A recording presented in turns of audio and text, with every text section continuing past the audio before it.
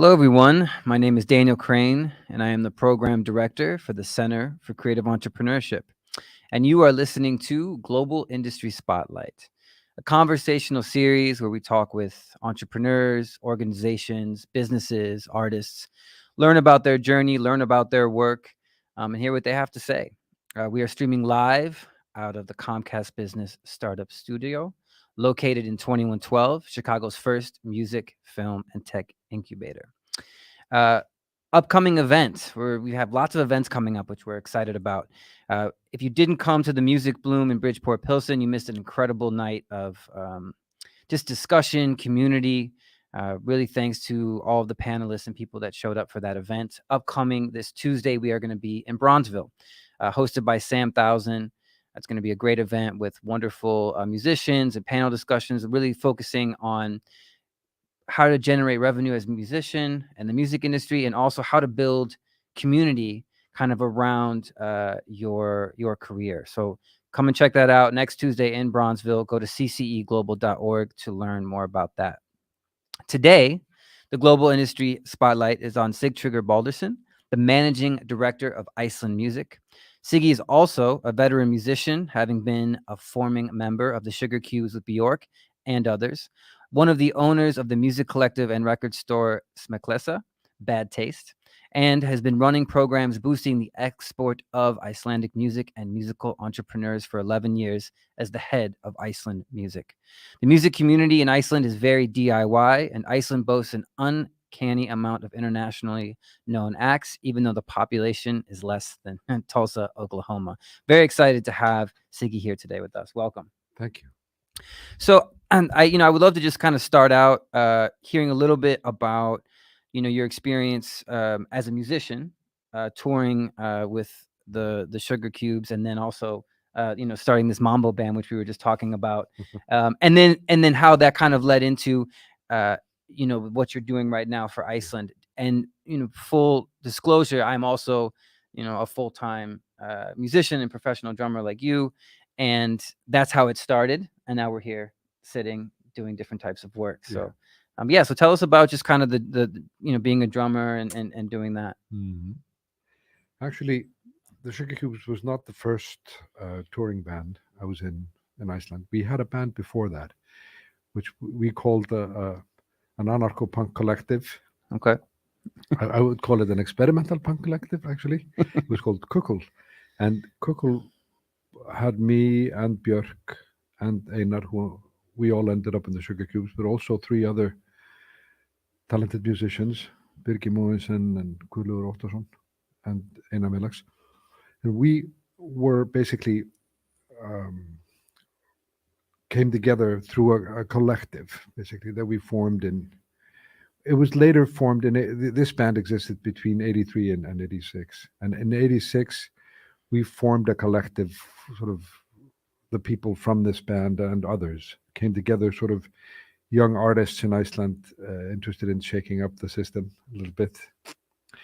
And but the band Kukl actually was released by a punk collective in England called Crass, Okay. which was very influential in the scene, in the English music scene in the early 80s.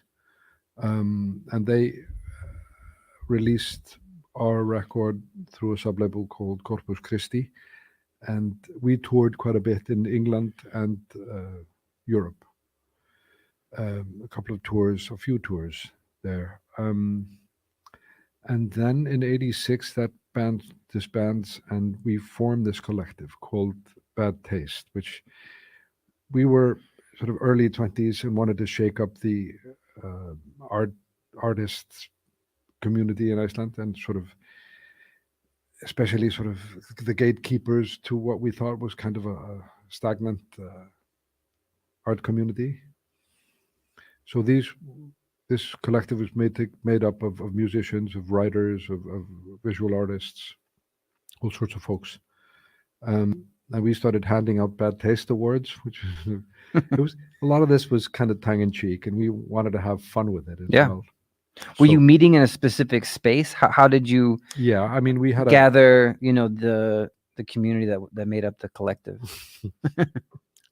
Well, um, two members of this collective were actually a couple, Okay. and they lived sort of centrally, and we usually met at their apartment.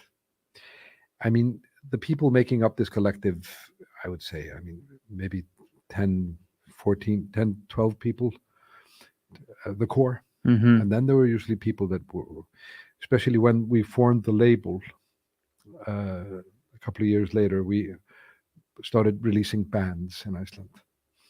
But to start with, we basically had this collective, and we're sort of trying to shake up the scene, and needed to make some money for the collective. So in '86, I don't know if you remember this, but there was a summit meeting in Iceland with Reagan and Gorbachev. Okay. And this in '86, and one of the people in our collective was a graphic designer who actually designed a very cool postcard, the picture of the two guys, and it sold. It was a bestseller postcard. So we made some money for the Oh collective. wow. And the next step was Did they get a bad taste award? Is that what? no, they should have. Yeah. They should have gotten a bad taste award, but they weren't really in the art scene. Okay. Um, People involved with the arts scene were getting bad taste Okay. awards, not really politicians. um, but yes, so we decided to form a pop band to make money for the collective. Oh, We were interesting. all sort of coming out of experimental music bands and punk bands and stuff like that. So for us to make pop music was quite, like a tongue-in-cheek joke. So the Sugarcubes basically were the result of that. So our attempt to make pop music. That's good. But that sort of exploded in our face Yeah. and became bigger than we had imagined. And but the good thing was the band started making money for the collective. Right. So the collective ended up really well. Was always releasing books and music, sort of hand in hand to begin with. Books of poetry. Uh, there was a lot of interest in sort of poetry in Iceland, still is. Right. Um, and of course, writing being the sort of cultural heritage really that we have in Iceland is mostly about books, Mm-hmm. not so much about music. That's a more recent addition. Okay. But there's some very interesting literature that was written in Iceland in the early 10 to 1200s called the sagas. And this is part of the Nordic literature tradition, a very big part of that. So, and our local cultural hero was a writer by the name of Laxness, who won the Nobel Prize in '56 for literature. So he was always the big icon, cultural icon in Iceland. Wow. And I love this idea, and as I talked about before we started our conversation, this idea of community. And how important it is to, in any kind of creative career, to form a community of some sort. One, just to have a share knowledge, but also I love this idea of creating entities of this community that also make money, right? To support the work that may be more experimental or maybe more fringe. Yeah. It's really relevant to the conversation Tuesday, so it's interesting to hear how that developed for you. Absolutely. So since the collective and the Sugarcubes, you've been.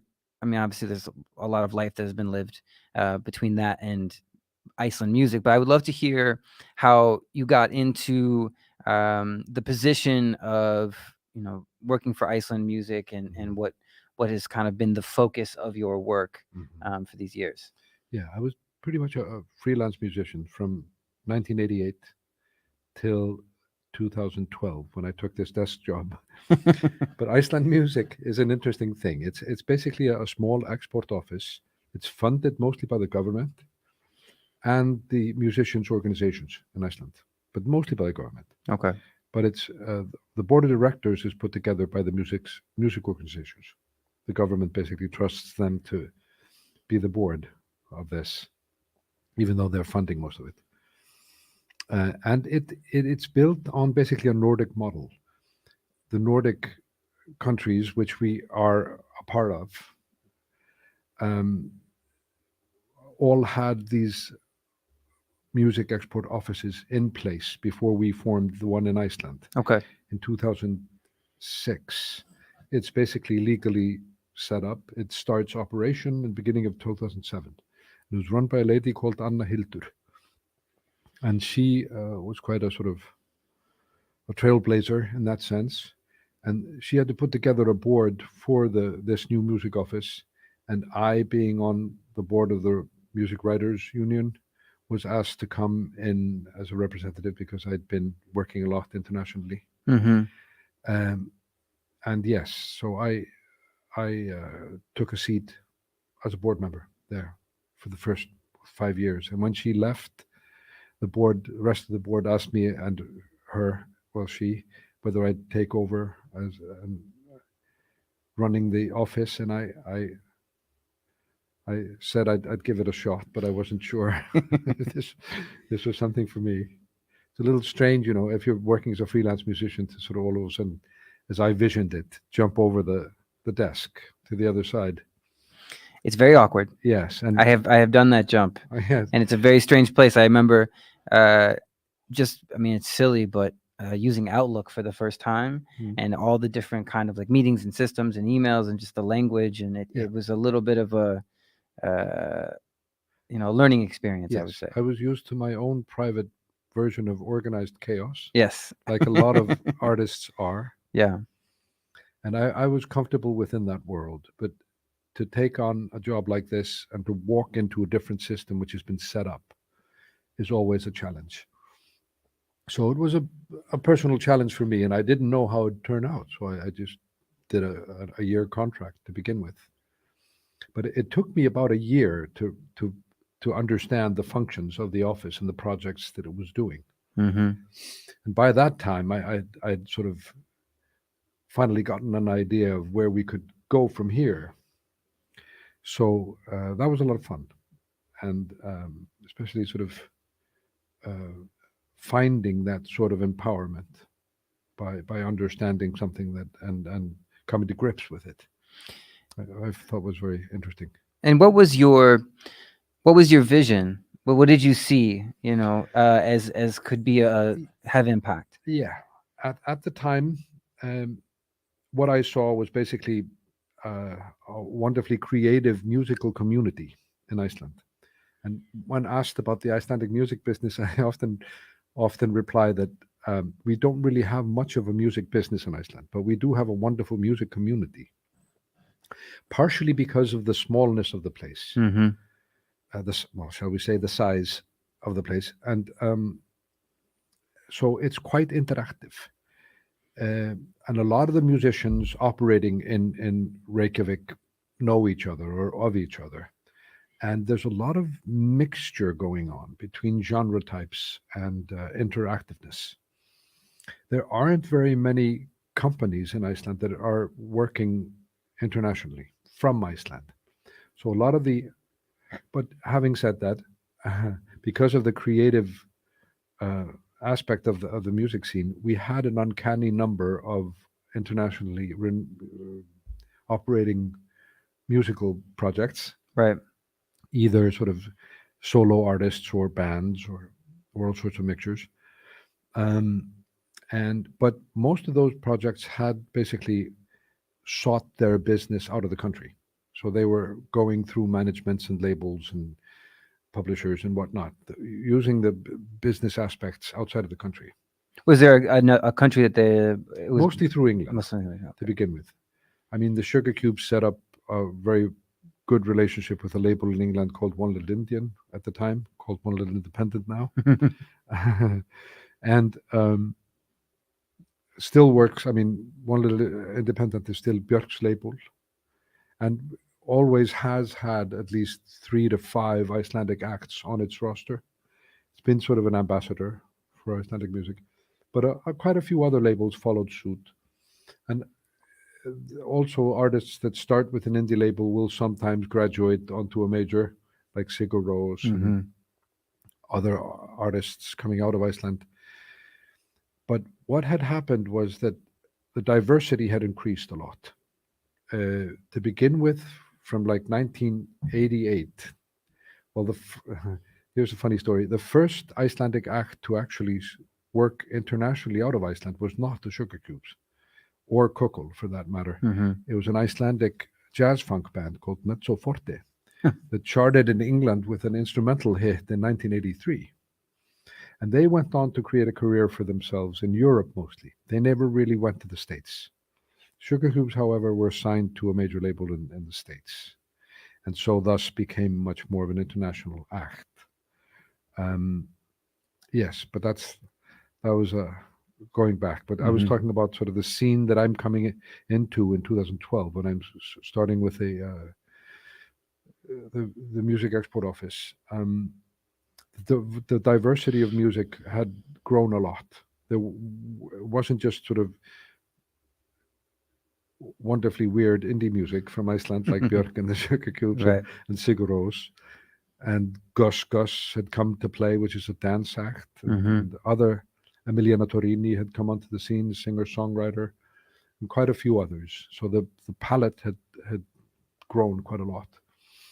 And by that time, we were starting to get people successful in many, many aspects of the music scene. Since then, we've had a huge explosion in Icelandic film composers, with Hildur Guðnadóttir being the first woman to win for an original score in 2020 for The Joker. And she had previously been working with a very prominent Icelandic composer by the name of Jóhann Jóhannsson, who won almost every award in the soundtrack genre except the Oscars, and others. So the palette had grown a lot, and we were all, not only me, but my vision for the growth of the Icelandic scene was to try to grow it organically from the inside, because I foresaw and still foresee that we need more businesses doing business from Iceland and not always seeking the business outside of the country. Meaning managers, record Yes, labels, publishing yes. companies, things like that. Okay. Mhm. So what we've been doing a lot of work on is also sort of educational stuff, and we do, for instance, we do regular sort of master classes for management. And last year we were influential in helping to form the MMF chapter in Iceland. Yeah. So now there is an MMF chapter in Iceland, which brings together sort of support, but better support for people that are actually doing management. And in the last 3 to 4 years, we've seen now finally sort of projects, international projects being run from Iceland. So good And then example. that was the vision that Yeah. you had when you first started of this is what where we could be. Yes. So some of that has actually come to play, which I'm very happy with. And also, yes, the these aspects of the scene have grown sort of slowly, but surely. And the part of our problem is that the market, well, it's a twofold problem. It's not really a problem; it's a challenge. The market is so small in Iceland that it only supports a small amount of artists living and working there. But that's also one of the reasons why we have such a high percentage of internationally active artists, because they basically need to export. They don't have a choice. If they're serious about their music, they need to get their ass out of there. Right. And will your office facilitate that with Yes. bands and with conversations in terms of like a band comes to you and says, or you come to a band, they look ready, they sound ready, we want to Yes. tour. We do a lot of we do a lot of consultation. Okay. But the trick is, the gray area that is so dangerous for us is not to start behaving like a management. Right. So we are trying not to cherry pick bands and help them, but we are trying to create a system that can help bands that are trying to help themselves. So my first project when I came into Iceland Music was to create an export fund, which did not exist at the time. So we had like very little project money. The small office had very little project money, and there was no fund. So I started lobbying the government for basically a music export fund, which came into play in 2013. It's not a huge fund, but it does help a lot. We did have a travel grant before that, which had been set up as a project between Iceland Air and the musicians' organizations in Iceland. But by 2012, you have and between 2012 and 2016, the amount of carriers flying in and out of Iceland has grown so exponentially when tourism basically exploded in Iceland after the bank crash 2008. It starts growing exponentially in 2010. All these things play together, actually, funny enough. But so the amount of carriers coming in and out of Iceland meant that having a deal with one airline was kind of outdated. So we created this export fund, which basically just gives a lump sum of money to an artist that needs to tour. Oh, okay. Yeah. And is it specifically for like travel expenses, or is it just a general?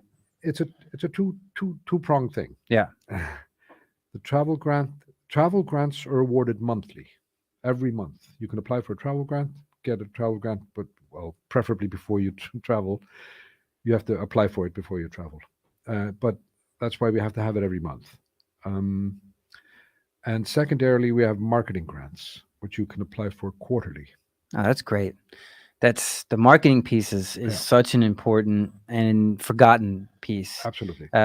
With artists, and especially, I feel like now there's so much noise and there's so many options, and kind of depending your genre, age, what you're looking to do, it's like, is TikTok your space? Is Instagram your space? Is Discord your space? What Yes, and these are all additions to the space. Right, exactly. I know.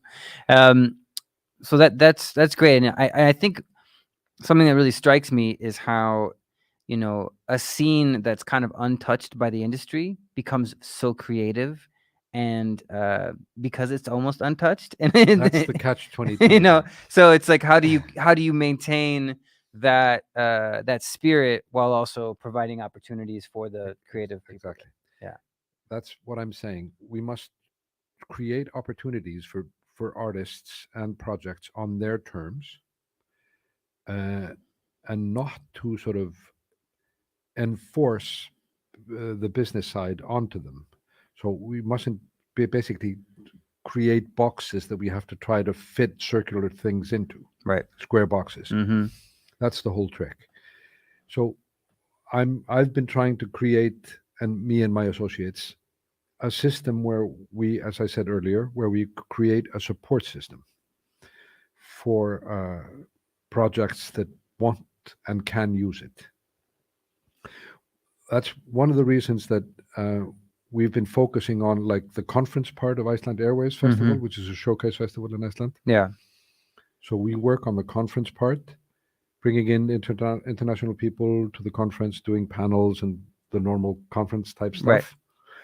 But we do 2 days leading up to that conference that we call the industry party, where we utilize some of these international people to come and meet the Icelandic grassroots.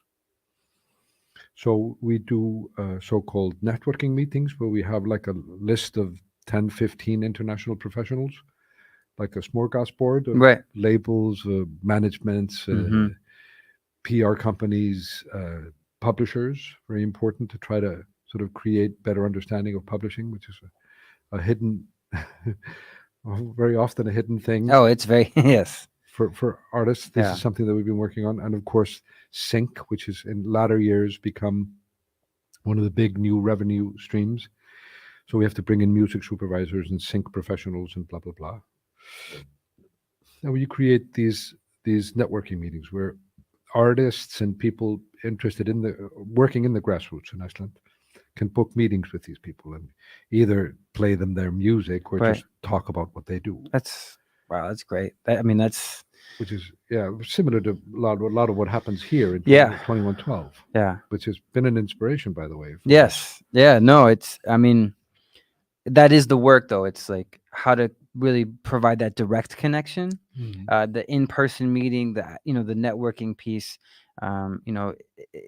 Obviously it's important also to have online education like we've built out, but the person-to-person connection with people and those direct meetings, and it's just it really helps elevate Yes, anyone's career, and people can learn, and also maybe get business from the conversations. But absolutely. And like the other, well, just jumping forward here hmm in the discussion, like the another project that we do at Iceland Music is called Record in Iceland, and that's basically we promote a direct refund program for recordings made in Iceland. Um, and the philosophy behind this is not just to bring more business to the Icelandic studios, but to create organic relationships between international people coming and recording in Iceland. right. And hopefully using not only Icelandic studios and technicians, but also meeting Icelandic musicians. Because part of that um, initiative is also part of the refund program.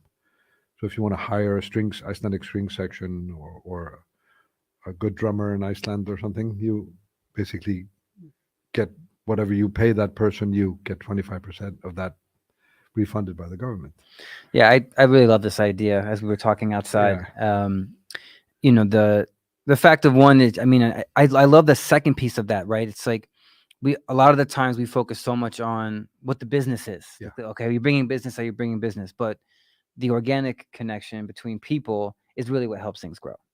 Yes. Um, Yeah. No, absolutely. yeah, Investments are very important. they are. They are. And they're an integral part of the whole thing. But looking at the big picture is so important as well, and seeing this as a complex organic thing, which it is, of course, Mm-hmm. not just bits and pieces. It's good to look at bits and pieces alone, but it's also important to try and see a whole picture that is interactive. So we talked about the recording in Iceland initiative. Right now, is there anything else that we haven't covered that your office is focused on? Yeah, Um, the playlists. the playlists.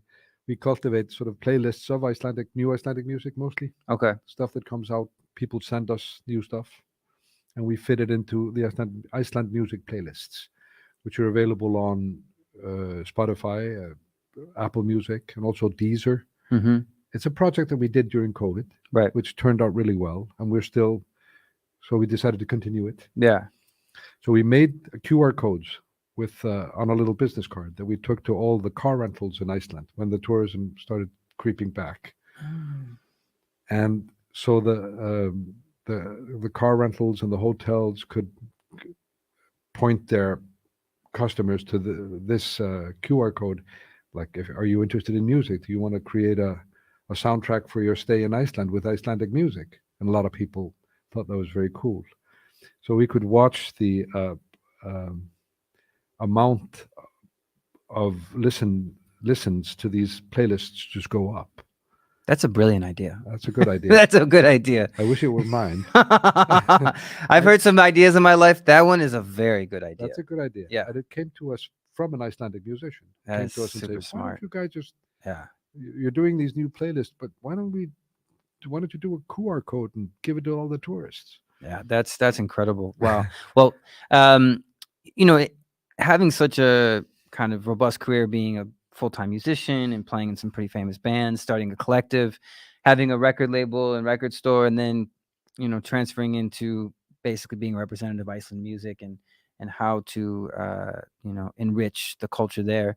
How do you deal with fear and doubt when you're kind of stepping into these new situations? That's a very good question. Yeah, I just had yeah. um, the subconscious, doesn't. You can't fool the subconscious. Put it that way. So sometimes comes out in sort of strange dreams and sort of your fears to find a way to creep up on you in many ways. It's a very good question. You have to basically uh, look at your core values. I think that's always very helpful, um, to to sort of work on having a, a policy, basically core values, for an office like this, a very small office which has a very small budget. We have to be active at in finding collaborations. So the collaborations are very important for us. That's part of the um, vision that we created for the office, and we revise that every 3 years.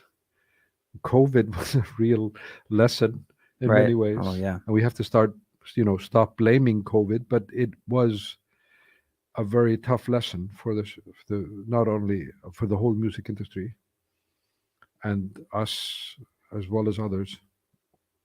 But one of the good things that it did was that had it made us have to think and sort of create solutions Yeah. and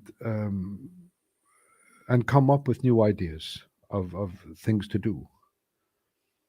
And but one of the things I found to be helpful is also sort of looking at your near environment. We can't always take ideas that work here and have them work here, Right. because um, our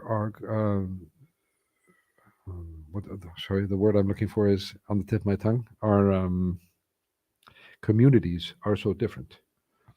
There's a lot of things that we share, of course, and the music communities, like here, like what you're doing at 2112, is a wonderful example, I think, of a larger community, but being uh, focusing on the needs and addressing those needs, and in an organized manner, from rehearsal spaces to studios to support for the business end on their terms, and also this discussion with the grassroots, Yeah. what is needed, Yeah. and because it changes all the time. Yeah. Yeah, absolutely. I mean, that was our whole vision behind the Music Bloom, which is this professional development series, was going into the neighborhoods, Mhm. right? How do we actually talk to the people that are building things and creating things there? And you learn so much about what are the actual needs. Yeah. In terms of your career, what is something that you won't compromise on? Hmm. I've actually compromised on a lot of things. That's a great answer. I mean, I feel like we've kind of talked about it in terms of, your core values, but Yeah. yeah. But one of the good things, then well, put it this way: your outlook and your attitude is, to a very large extent, something that you control, and we must always remind ourselves of that, sort of. And when I took this job, when I being a freelance musician, I was doing all sorts of stuff that I was enjoying a lot. Mm-hmm. I was starting to do more scoring films and writing for theater, which I was enjoying immensely, and doing all sorts of projects. I was running my mambo band, and I was That's doing awesome. this experimental stuff on the side, and the mambo band was making some money for the other projects to be done. And you're juggling balls. Right. When you're working as a freelance musician, you are a juggler in that sense. You are. A lot of people are, not everyone. Can't speak for everyone, but in my case, I was juggling a lot of balls, especially if you're working in a small market, in a community like Iceland. There's a lot of opportunities, but you are going to have to keep a few balls afloat. Yeah, I also feel like as a freelance musician, my experience was that gigs end, things transition. So I learned very early on that I had to draw revenue from a lot of different projects. Yeah. I couldn't put all my eggs in one basket, as I would say. Right. Some artists can do that. Yeah. And are very good at that. And if you're say you have a music project that has a very big, a wonderful core audience, excuse me, you can keep on doing that and make that the core of your revenue. But not all of us are in that position. And it's a wonderful, as I said earlier. I mean, it's a wonderfully diverse business, the music business, and there's a lot to be there's a lot to be done. There's a lot to be said. But as I was saying, my enjoyments was when I started this job. I sort of dropped a lot of the stuff that I was doing. I put my mambo band to sleep for a while and sort of focused on the job, of course, to begin with. And then I started slowly coming back into the creative thing. And then I started just focusing on what gave me most fun, and started just creating strange stuff in the studio, which is sort of what I started out doing anyway in the beginning. Yeah, man. I connect with that Yeah. so much because it's almost similar for me where I was a full-time musician for 15 years. I got a 9 to 5 job and I kind of, you know, put to rest a lot of projects and stopped Yeah. and was just focusing on the job. And now, in kind of the last couple of years, it's been really great to bring a lot of these things back and be focusing on that Yeah. creative. Yeah, that's wonderful. For our final question for the podcast is any suggestions for a movie, book, podcast, song, or something that is inspiring you now that you're enjoying? Yeah, I remember. I mean, there's some movies that you see that you never forget where you saw them first and the effect that they had on you. I saw a wonderful, funny and macabre French film in when was it? 91, 90 or 91. It was called Delicatessen.